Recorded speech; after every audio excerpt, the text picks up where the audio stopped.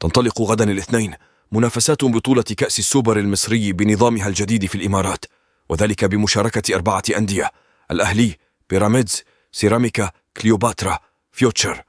ويلعب بيراميدز مع فيوتشر في تمام 13:00 غدا الاثنين، بينما يلتقي الأهلي مع نظيره سيراميكا كليوباترا في تمام 7:00 مساء. إمام عاشور يتلقى خبرا صادما قبل مشاركته مع الأهلي في كأس السوبر المصري، وعلم إمام عاشور بخبر وفاة صديقه السابق حسن كنارية خلال فترة تواجده في الناشئين بنادي غزل المحلة. وكتب إمام عاشور عبر حسابه الشخصي بمنصة التواصل الاجتماعي انستغرام: إن لله وإنا إليه راجعون. توفي حسن كنارية لاعب نادي مركز شها في القسم الرابع بمسابقة الدوري في حادث سير خلال الساعات القليلة الماضية لينعيه نجم الأهلي خلال تواجده في معسكر الإمارات. وسبق ولعب إمام عاشور في فترة سابقة مع حسن كنارية خلال فترة تواجده في قطاع الناشئين بنادي غزل المحلة، قبل أن ينتقل اللاعب إلى صفوف نادي حرس الحدود ويتنقل بين عدة أندية حتى انضمامه للأهلي. منصب جديد لنجل ممدوح عباس في الزمالك. مجلس إدارة نادي الزمالك استقر على تواجد أيمن ممدوح عباس، نجل رئيس الزمالك الأسبق، كرئيس لشركة الكرة بالقلعة البيضاء.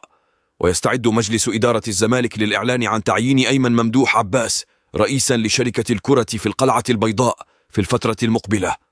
ومن المنتظر أن يتم عقد جلسة بين رموز وقدامى نادي الزمالك لطرح الحلول والأفكار لشركة الكرة على أن تضم أبرز نجوم الأبيض السابقين.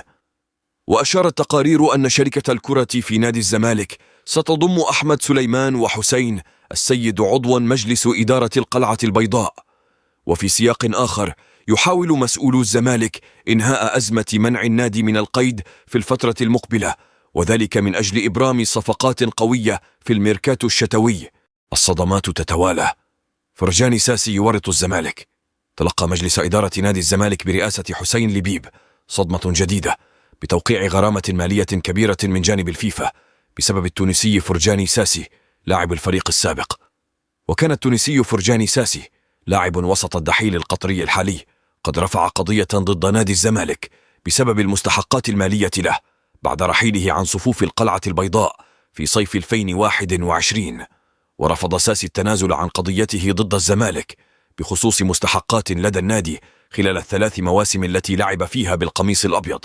وأكد أحمد فتوح نجم الكرة المصرية السابق أن الاتحاد الدولي لكرة القدم فيفا أصدر قرارا لصالح فرجاني ساسي ضد الزمالك، وأصدرت المحكمة الرياضية الدولية حكما ضد نادي الزمالك ولصالح فرجاني ساسي بتوقيع عقوبة مالية على القلعة البيضاء. وكتب أحمد حسن عبر حسابه الرسمي على موقع التواصل الاجتماعي فيسبوك: فيفا يصدر حكم بأحقية فرجاني ساسي بالحصول على 900,000 دولار من